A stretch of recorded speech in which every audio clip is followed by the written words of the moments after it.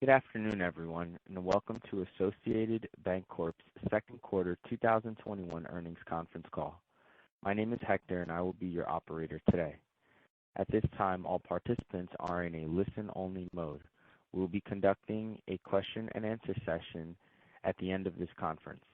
Copies of the slides that will be referenced during today's call are available on the company's website at investor.associatedbank.com. As a reminder, this conference call is being recorded. As outlined on slide 1, during the course of the discussion today, management may make statements that constitute projections, expectations, beliefs, or similar forward-looking statements. Associated's actual results could differ materially from the results anticipated or projected in any such forward-looking statements.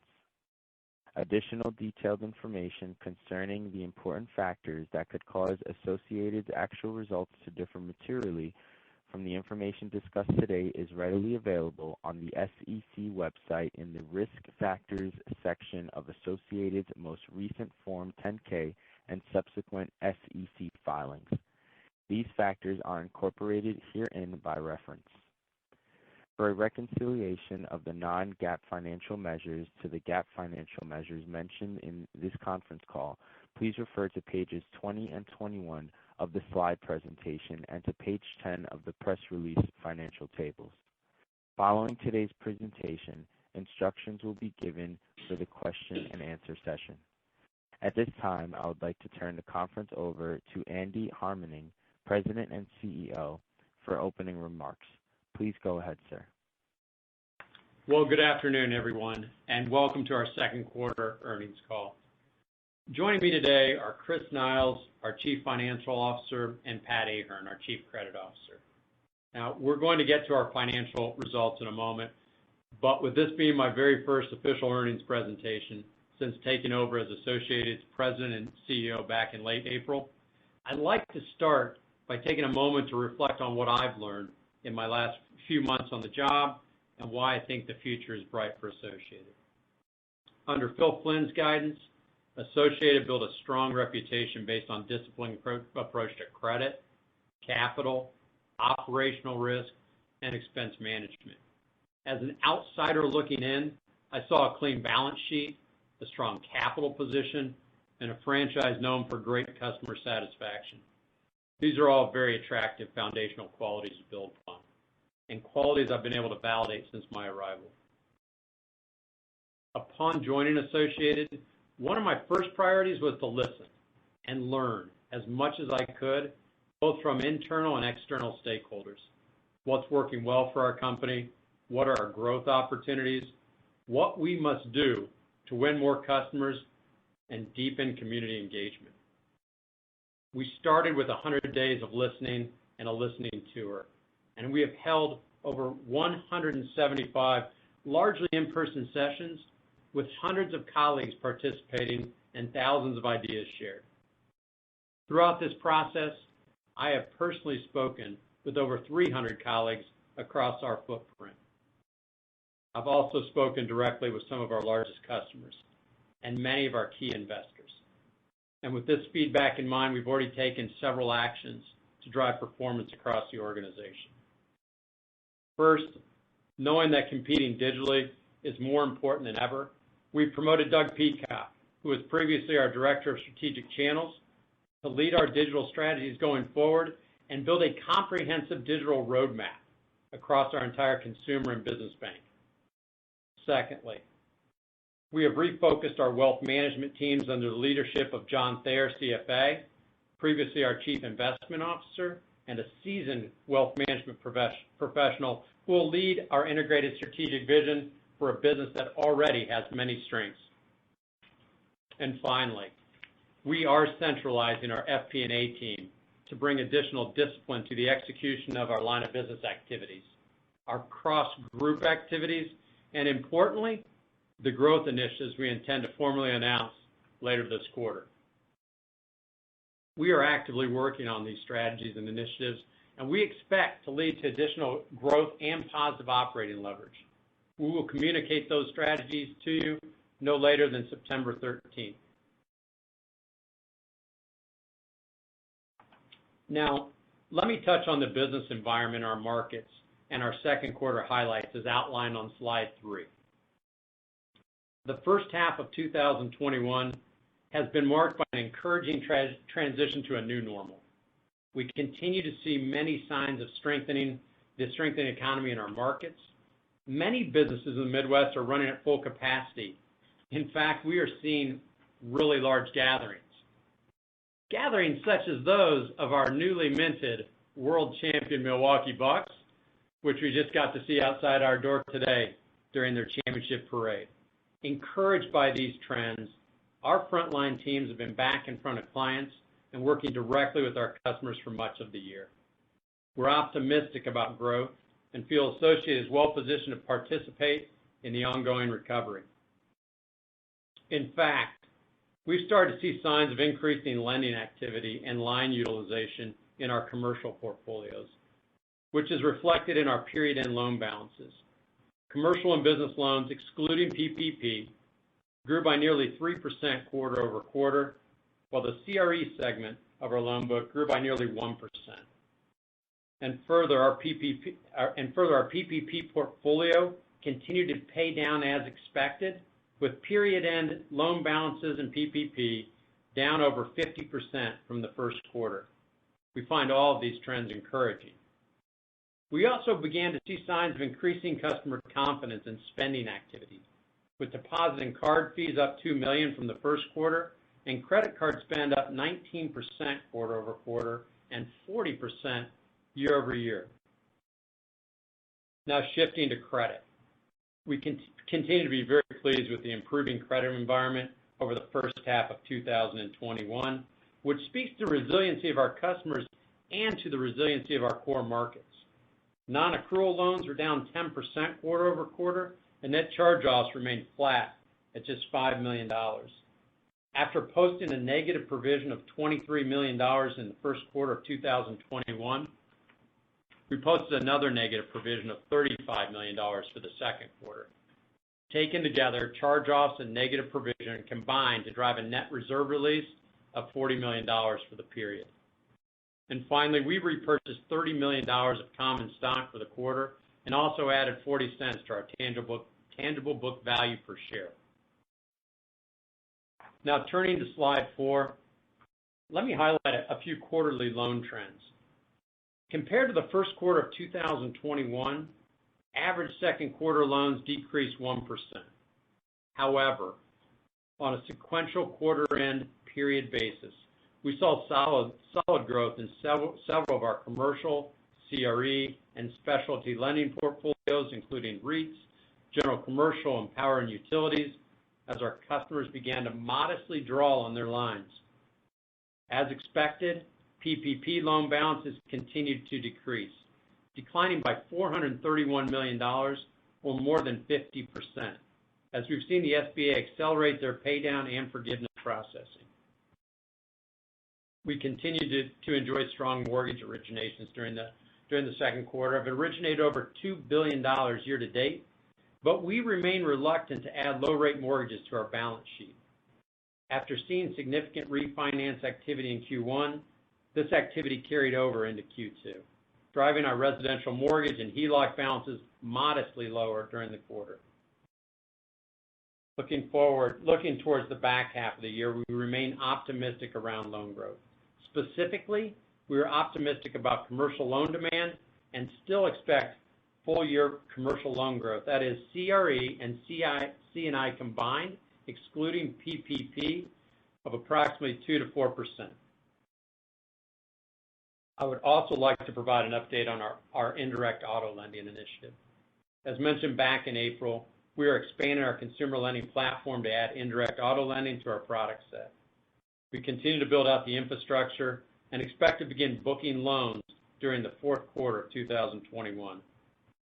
While adding auto allows us to diversify and add to our consumer portfolio at slightly better spreads, we are also continuing to evaluate other consumer and commercial verticals with good lending characteristics.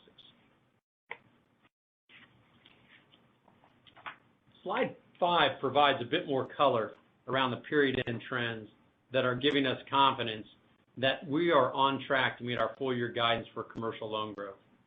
At June 30th, our commercial and business lending segment, excluding PPP, grew by 2.8% for the quarter, while CRE grew by 0.6% during the quarter as well. Combined, these two segments represented roughly 2% on a period-end basis, which is in line with our full-year expectations. Moving to slide 6. We continue to see record deposit levels for associated customers, and second quarter average deposits were up $1.3 billion, or 5% year over year. This continued growth has reflected strong trends in our lowest cost deposit category averages, which grew approximately $2.4 billion from the same period a year ago. From a period end, quarter over quarter standpoint, however, we began to see signs of increasing business confidence. Combined DDA balances from our corporate and commercial specialty segments, which includes trust, were down by 12%, or nearly $450 million, from their historic highs at the end of the first quarter. We see this as a positive sign that businesses are putting their money to work in our economy. During the quarter, we also continued to work down our average higher cost network and time deposit balances, which decreased by approximately $1.6 billion from the second quarter of 2020. And on a related note, our aggregate wholesale funding levels decreased to approximately $3 billion at the end of the second quarter and have steadily decreased over the past 5 quarters. In addition, last week, we exercised an early redemption option on $300 million of our 3.5% medium-term bank notes, which will also help our margin going forward. On slide 7, we provide a walk down of our quarterly pre-tax, pre-provision income, or PTPP, from the first quarter to the second quarter. Adjusting for the MSR write-ups and one-time gains recognized in Q1, you can see our run rate has held steady, and our net interest income is beginning to move higher. With net interest income increasing, we believe we have reached an inflection point on PTPP. In addition, the growth initiatives and efficiency strategies we will be rolling out later this quarter are intended to capitalize on our market strengths and position us to drive positive operating leverage and expand PTPP over the next several quarters. We do believe the expansion in PTPP over the second half of 2021 will more than cover the incremental costs contemplated for the initiatives on deck. So let me pause there and hand it over to Chris Niles, our Chief Financial Officer, to provide a little further detail on our margin and income statement trends for the quarter. Thanks, Andy. Turning to slide 8, we had previously indicated that net interest income and net interest margin would gradually start to expand over the last 3 quarters of 2021, based on slowing refinance activity, a steady decline in liability costs, and expected loan growth. In the second quarter, we started to realize the benefits of these factors, with net interest income rising. Similarly, while quarterly NIM continued to be pressured, we saw an encouraging uptick from month to month, with the June NIM finishing at 2.45%, up nicely from March. Slide 9 provides a breakdown of the specific factors that lifted net interest income in Q2. On the mortgage side, margins and investment income were driven higher by declining refinance activity, which contributed to slower prepayment rates on mortgages and mortgage-backed securities. We expect mortgage yields to continue to rise over the back half of the year as the refinance wave continues to taper. On the commercial side, we saw an uptick in PPP income recognition relative to Q1. We had approximately $15 million of unrecognized deferred fees remaining at the end of the quarter, and expect that most of that will be realized over the back half of the year. On the liability side, we continue to see downward momentum in overall deposit costs quarter over quarter. This is especially true for time deposits, where average yields have continued to decline period over period. Average time deposit yields finished the second quarter at just 51 basis points, and we still have about $50 million in consumer CDs with rates above 2% set to mature by the end of the third quarter. Given the second quarter's margin, current CD rates, and market trends, we continue to expect our full-year net interest margin to finish between 2.45 and 2.55%. Turning to slide 10, second quarter non-interest income came in at $73 million, up from $68 million in the same period last year, excluding ABRC-related income, but down from the $95 million in the first quarter. The quarter-over-quarter decrease was driven primarily by a decline in mortgage banking income amid the tapering refinance wave. Partially offsetting this, fee-based revenues continue to expand, led by service charges, deposit account fees, and card-based fees. Fee-based revenues overall increased by 4% quarter-over-quarter and 16% year-over-year. As shown on the upper right, mortgage banking gross gains of $9 million were down quarter-over-quarter due to sales margin compression. Despite the sales of Whitnell, which closed in the 1st of March this year, we continue to see strength in our wealth management business. Wealth management fees saw a slight increase in Q2 after a strong first quarter, and we're pleased to have ended the quarter with over $13 billion of assets under management, up 12% year-over-year. Given we are halfway through the year, we are tightening our range of our full-year fee income outlook to $315 to $325. Turning to expenses on slide 11, the first quarter came in at $174 million in total expenses, a slight decrease from the first quarter and a 5% decrease from the same period last year. Personnel expenses rose for the quarter. However, other core expenses, including occupancy, continue to trend lower, more than offsetting the additional personnel expense we saw. Turning to capital on slide 12, our tangible value per share continues to grow quarter-over-quarter and has increased 7% year-over-year to $17.35. Associated's regulatory capital levels also remain strong.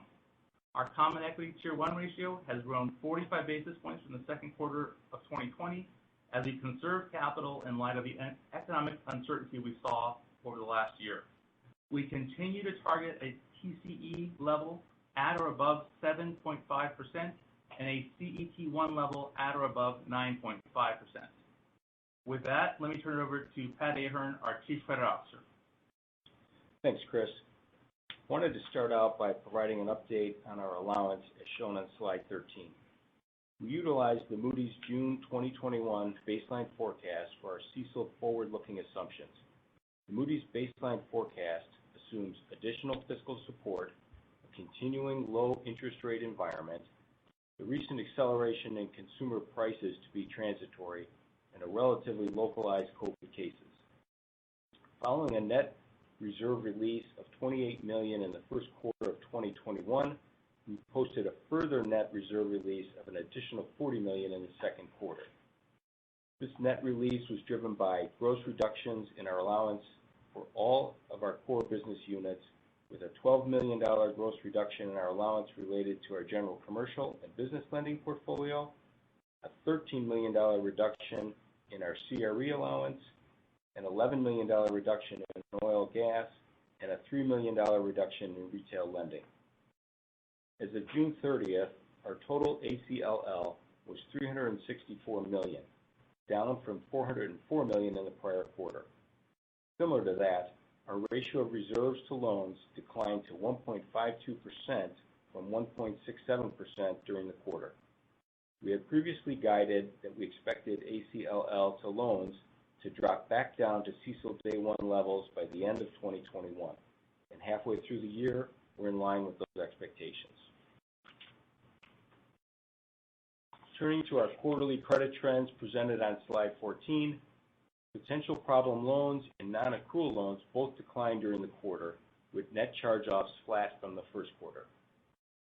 Our key COVID commercial exposures also continued to decline. Notably, oil and gas, retail, and restaurant exposures all declined during the quarter.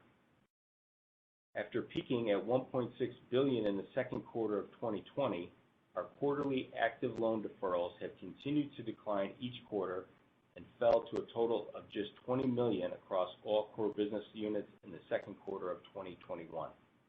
Total deferrals now make up just 8 basis points of total loans at quarter end. Most customers who received deferrals have not needed additional assistance and have been able to resume making normal payments. Going forward, we expect to adjust our provision with changes to risk grades, other indications of credit quality, and loan volume. With that, I will now pass it back to Andy to share some closing thoughts as we look to the second half of 2021. Thanks, Pat. On slide 15, we recap our updated guidance for 2021. We are tightening our non-interest income guidance and now expect the full year to come in between $315 million to $325 million, reflecting the strong mortgage activity we see in the first half of the year and the continued strength in our wealth management business over the course of the year. As a result of our ongoing planning for growth and efficiency initiatives, we are withdrawing our prior 2021 total expense guidance. Before the impact of such initiatives, we expected total expense for 2021 will be approximately $695 million to $700 million, reflecting incentive accruals and additional business development expense. Now, our total expenses for 2021 will ultimately reflect the impact of the initiatives that we will announce later in Q3. But let me reiterate, even with the expenses we're contemplating to support our growth initiatives, we still expect to deliver PTPP above our second quarter baseline in each of Q3 and Q4. Lastly, as mentioned, we continue to experience positive credit trends due to economic conditions, and as such, we expect provision to be adjusted accordingly, inclusive of risk grade and future loan volume. With that, we'd be happy to take your questions.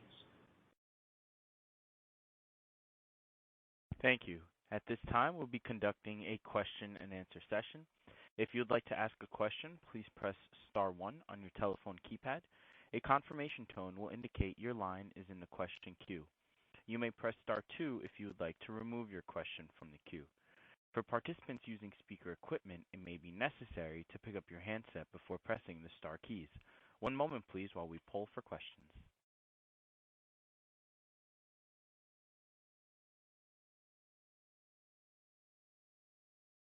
Your first question comes from the line of Scott Siefers with Piper Sandler. Please proceed with your question. Good afternoon, guys. Thanks for taking the question. Let's see. Hey, Chris, maybe first one for you. So year to date, the margins around 238.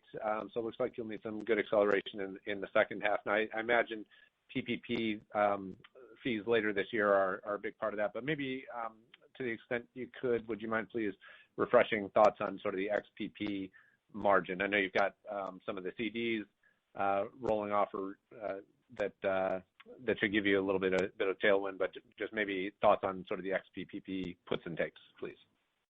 Absolutely. So as I stated, we're anticipating to have the benefits, and you restated now, of the CDs repricing, which will come to us.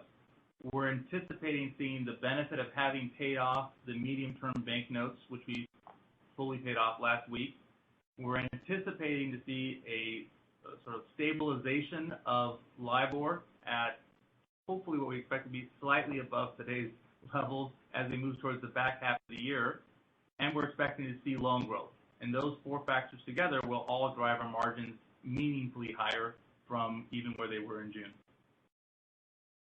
All right, perfect. And then similarly, so on the fee side, you'll need a little acceleration to get toward the middle or high end of the range.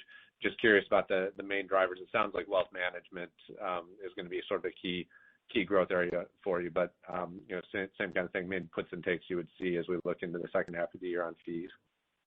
We certainly expect wealth management, which typically sets its fees for the subsequent quarter based on quarter-end levels, to have a good quarter, given that June 30th was a pretty good point for the markets. We also expect to see deposit fees continue to come in nicely, and based on what we've seen in card fees, that can also be a positive as we move to the back half of the year. All right. Perfect. All right, good. Thank you guys very much. I appreciate it. Thanks, Scott. Your next question comes from the line of Michael Young with Truist Securities. Please proceed with your question. Hey, thanks for taking the question this afternoon. Afternoon, Michael. Hey, Michael. And congrats on the Milwaukee win. I know that the hope was Green Bay, but you take what you can get, right? Maybe it's one of many. There you go. Step in the right direction. So just wanted to follow up and maybe put a bow kind of on the expense commentary. So, I think you said the increased expenses would be kind of covered by the incremental PPP fees you expect in the second half. So maybe if you could just kind of put a dollar amount on that. And then, on an ongoing basis, are those kind of one-time expenses to put things in place and get people hired, or is a lot of that going to be in sort of the longer-term expense run rate? Yeah, well, this is Andy. Let me just clarify that. It is PTPP that we believe will cover that as opposed to PPP. We clearly are seeing an increase in net interest income. And so that increase in net interest income, we believe, gets buoyed even additionally by margin increases that we expect in the third quarter. So right now, we're finalizing our growth initiatives. We do anticipate making an investment in our company and recognizing the current environment that we're in as we come through the pandemic. But even after any new investments that are made in the third quarter or the fourth quarter, we do expect to exceed the Q2 PTPP in each of, individually, the third quarter and the fourth quarter. Okay, that's helpful, and thanks for the clarification. Sorry, I didn't hear that correctly.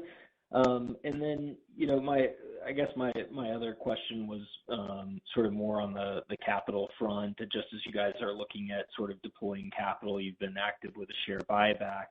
But there's also a lot of these, kind of growth initiatives that you're investing in as well. So just trying to kind of think about or understand how you guys are kind of weighing the payback period of various investments kind of across the platform and how that will pertain to future capital allocation.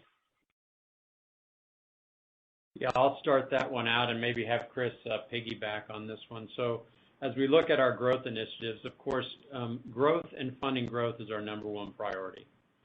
So when we think of operating leverage, obviously in a prudent risk fashion, we don't believe we have to step out of our credit box. We will finalize the initiatives, and we expect there'll probably be a shift in the use of capital, a little bit away from maybe not quite as much on the share repurchase as much on the growth. So as you have positive operating leverage, you invest in businesses that drive your margin. You do that in a prudent risk framework. We think between the growth will be number one. And then we'll also, of course, look at what dividend strategy and share buyback strategy is combined. So as we finalize those numbers, we'll pull that through to the capital plan as well. That was well said, Andy. Okay. Yeah, I was going to ask maybe Chris could kind of add a little bit more on the financial metric side. So are you looking at certain like tangible book value earn back periods or anything like that, or recoup of investment timelines as you're hiring teams or adding new origination platforms, et cetera? We are, and we look at those internal rate of return metrics on a variety of measures. The good news is typically the addition of incremental adjacent lines don't have significant other costs other than people, and people tend to pay for themselves very quickly. So we are very encouraged by the early measures that we have, and we look forward to announcing more of that news later this quarter. Okay, thank you. Thanks, Michael. Your next question comes from the line of Terry McEvoy with Stephens Inc. Please proceed with your question. Good afternoon, everyone. Afternoon, Terry. Hey, Terry. A question for Andy. As you were out on the road the last 100 days listening, to your colleagues. I'm just curious, the ideas that they were presenting, could you put them into called the expense bucket and then the revenue bucket, kind of where you'd kind of line those up, and maybe just the technology bucket as well, given the promotion to the individual to run the digital strategy? What were the comments you heard internally on your digital platform relative to your competitors? Well, yeah, great questions, Terry. And I guess what I would say is we have a serviceable digital strategy today, but we'll be looking for a lot more. And what I'm encouraged by, in fact, when I talked to Doug Peacock, maybe the reason I promoted him is the first thing he said is don't be afraid to be bold. And when we think about the world that we're living in and the attack on fintechs, we have a legacy trust advantage. And so I believe this in my prior job when I took on digital and omni-channel. I believe it firmly in this position. So we will look at a combination of what our product strategy is, what our digital delivery strategy is, and certainly we will have to spend money in digital. The exact amount of that is what we're finalizing right now. What I heard from our colleagues as well is we want to grow. We want to participate in the markets that we're in. Inherently, small business and commercial are local businesses still. We expect to compete very well in small business and commercial, and those will be a focus as we're trying to finalize our plans as well. So the things that I heard there, and in fact, I heard it from the investment community as well, and I think one time they said, we want a reason to follow you and for you to be bold, and that's what we expect to deliver on when come September 13th or before when we have our plans. So when we talked about evenly listening to the investment community, our customers, and our colleagues, that's exactly what we've done. And interestingly, the feedback wasn't that far apart. The thing that I find encouraging was when you start with listening and you get to as many folks as we have, and it wasn't just me as our entire executive leadership team, when you understand the nuance of what is on people's mind and you bring strategies forward that deliver on that, you typically get buy-in and execution. So it's been a really good 90 days getting to know our colleagues, having a reason to talk to them in person, getting to know them personally, but also to know what they want from our company. Great color, Andy. And then as my follow-up question, reading here, there's a runoff now of the oil and gas portfolio, which maybe I missed that last quarter, but that's not my question. I guess the $31 million reserve against that portfolio, and it was much higher on day one. As that goes down, should we expect then the ACL ratio to move below that day one level of 155? Pat, why don't you take that one? Yes, we do expect ACL to continue to decrease below CECL day one.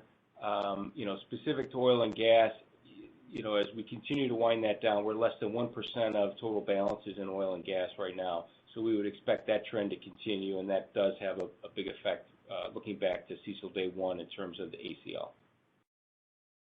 Great. Thanks for that. Thanks, Terry. Your next question comes from the line of Chris McGratty with KBW. Please proceed with your question. Hey, great. Andy, just want to make sure I've got the right starting point on the PPNR guidance from here. I guess is that at like a low to mid 80s, like $83 million run rate for Q2? Is that what you're using? Let me pull that up, Chris. We're starting with the slide 7, which has the TCPP on it. Okay, I can look at that. Thanks. Yep. And we're showing maybe kind of really. Yeah. Maybe while you're digging that up, maybe broader, Andy, appreciating the expense comment on we have to wait for September. Do you envision laying out kind of medium to longer term, just high level profitability targets, ROE, ROA, efficiency? I think that's one of the things that we would be looking for. I was wondering if that was going to be included in that. Yeah, our plan is to show what the investments are, what the payback period is, and what that does to the key drivers, whether that's ROTCE, whether that's our efficiency ratio. whether that's our operating leverage. Those are all categories that we know that you're going to want to see, and we're walking through that right now to make sure that it's what we need and expect for the company and externally. So we're very much trying to align with what we heard, what our strategies are, and how that hits our key ratios. Great. That'd be great. And then lastly, can you just, the CECL Day 1 you referenced, I missed that bogey, that percentage that you're ultimately going to get to. Can you provide that again, please? Yeah, we're currently equal to where we started CECL Day 1 at about 152. So we can expect to see that trend down, given where non-accrual loans are going, potential problem loans have decreased. Where it'll float down to, we'll get back to that, without oil and gas, it could get down to that 125, 130 range, but we continue to watch that. Great. Thank you. Your next question comes from the line of Jon Arfstrom with RBC Capital Markets. Please proceed with your question. Thanks. Good afternoon. Afternoon, John. A couple of follow-up questions, bigger picture.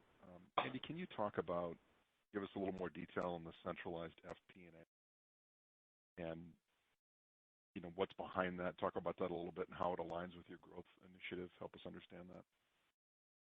Absolutely. Look, they're fun things to talk about when you talk about driving revenue and you talk about changing culture and you think about all the good things you can do in product. But those things are only as good as your disciplined approach to execution. And so as we come out with additional initiatives all at once, we want to make sure that our tracking is in place. We want to make sure that we are clearly understanding the timing of each piece. We want to know how that rolls up to our key financial metrics. We want to make sure that that rolls into our monthly business reviews. We want to make sure that rolls into our forecast. And so having a team, in my mind, I see it as a best practice. I've experienced that in my past stop.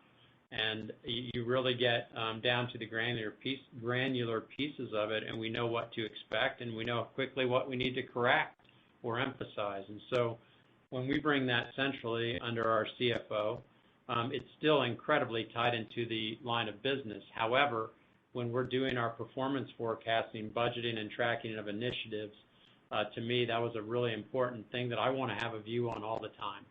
And so getting that in line as we make promises to both our colleagues and to the investment community, I don't want to let either side down, and I think this is the best way to get to that point.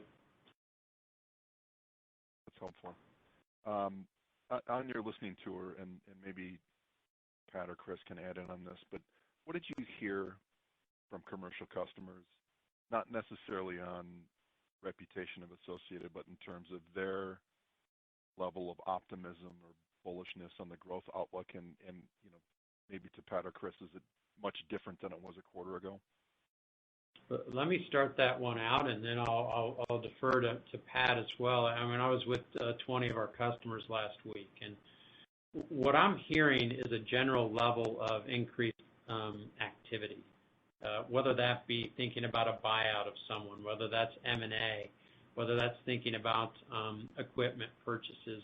There is just, it seems to be the beginning of something. So I believe that we do see slight increases in our pipelines. We are seeing that slight drawdown on business deposits. We see a slight increase in line utilization, but more than that, anecdotally, I can tell you it is almost as if there's a pent-up demand that is starting to move. So anecdotally, those are the conversations that they had and that we've heard. There's, of course, talk about supply chain, but some of them are saying, gosh, we have as much going on right now as we can handle. Now, we want that to improve, but to me, that will be additive, and that will not stop the recovery. Pat? Yeah, I would agree with that. I think some of the overarching themes we're hearing is demand is outpacing supply. There's a lot of catch up going on from last year. Obviously, many of our clients still have liquidity, and they are, as Andy mentioned, they're starting to deploy that. whether it be, investment in new technology, equipment, et cetera. And again, I think like a lot of the country, they're dealing with supply chain and labor constraints that are really the only things holding them back. Good. Thanks for that. And then maybe one more for you, Andy. Bigger picture here, but how do you think about the geography of the company? And I'm thinking about markets like the Twin Cities, Chicago, and St. Louis, which kind of ring the perimeter of your franchise. And they're big markets where you have smaller share, and I'm just curious how you're thinking about those markets. Thanks. Yeah, absolutely. So, look, I'll just do a quick overview. Northeast Wisconsin, we have a stronghold and we have really deep roots. And meeting those customers, you feel the presence of Associated, the value of long-term relationships. We want to make sure we maintain those. I moved to Milwaukee, and clearly a population concentration. That's why I'm splitting time between Milwaukee and Green Bay in office time. But we expect to do very well in Milwaukee. But with that, you get discipline on the small business side and the commercial side. And to me, those are businesses you can scale without having a massive footprint. So we would expect on the small business side and the commercial side to compete quite well in Chicago, in Minneapolis. We haven't focused as much on St. Louis yet, but what we intend to do is show that we can compete in the major markets. Then you look midterm and you build out your digital strategy, and that makes you attractive in every market, rural, urban, large, small, and so that will be a point of emphasis for us on the midterm. So that's how we're thinking about it right now. As we get into our growth initiatives and execute on those, I believe that will open up optionality for us, both from a market standpoint and then ultimately from a scale standpoint and potentially a second step in the merger and acquisition market. Okay, thanks a lot. As a reminder, if you'd like to ask a question, please press star one on your telephone keypad. As a reminder, if you'd like to ask a question, please press star one on your telephone keypad. One moment, please, while we poll for more questions. Your next question comes from the line of Daniel Tamayo with Raymond James. Please proceed with your question. Hi, good afternoon, guys. Thanks for taking my question.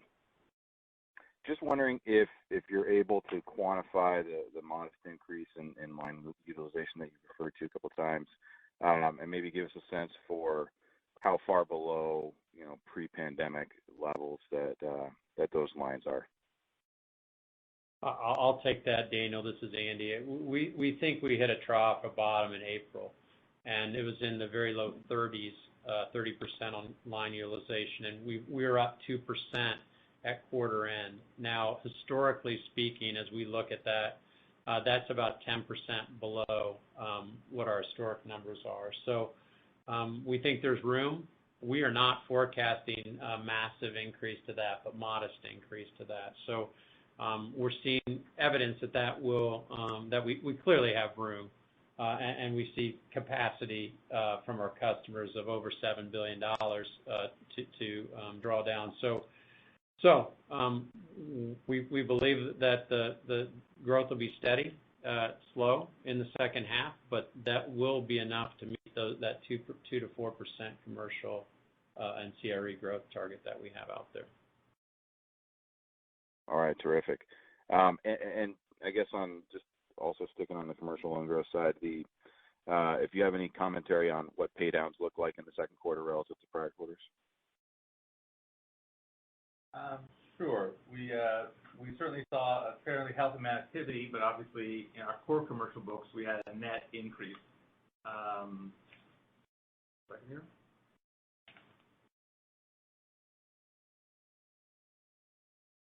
And so for the overall bank, obviously new transactions exceeded all net paydowns, and we had a fairly nice degree of rollover of the shorter term loans. So it was a net positive quarter. All right, terrific. Well, that's all I had. Thanks, guys. Thanks, Daniel. Ladies and gentlemen, there are no further questions at this time. I'd like to turn the call back over to Andy Harmening for closing remarks. Well, in closing, I just want to thank you for joining us today. We look forward to talking to you again later this quarter. If you have any questions for us in the meantime, please don't hesitate to call. And thank you for your interest in Associated Bank. Ladies and gentlemen, this does conclude today's conference. You may disconnect your lines at this time. Thank you all for your participation.